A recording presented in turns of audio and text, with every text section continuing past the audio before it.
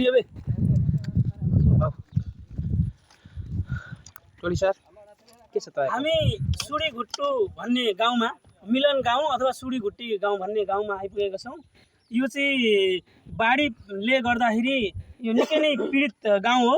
यो यहाँदेखि पर देखिएको चाहिँ सडक बाढी हो र यतापट्टि माइखोला छ। यो गाउँदेखि उतापट्टि माइखोला छ। यहाँ अब पुरै डुबान सबभन्दा बढी डुबान भएको क्षेत्र यो झापा गाउँपालिकाको सबैभन्दा डुबान क्षेत्र भनेको यही गाउँ हो, सुडीघुट्टु गाउँ। यहाँबाट चाहिँ अब सडकबारीसम्म यहाँका जनताहरू डुबानको बेलामा भागेर जाने अवस्था काहीँ थिएन।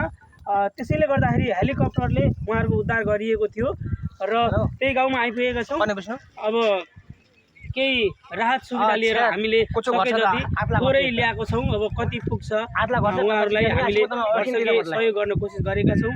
हामीले हाम्रो तर्फबाट व्यक्तिगत इतना कोटा दिए आसमा इतना आदला खर्च इतना आउँदै हुनुहुन्छ सबैलाई गाउँलेहरूलाई बोलाएको छौँ। जति हुनुहुन्छ जति सकिन्छ थोरै सहयोग गर्ने हामीले मनसाय बनाएका छौँ।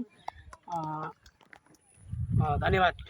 अनि सबैलाई यता देखाइदिनु होला सबैलाई। अब हामी सबै ग्रुपै छौँ, बन्यनीका युवा अनि राजगढका युवा, त्यसै गरी यता हाम्रो सर हुनुहुन्छ यी सडकबारी निवासी अथवा झापा निवासी लसुना निवासी हुनुहुन्छ।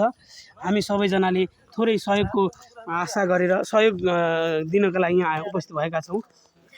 धन्यवाद।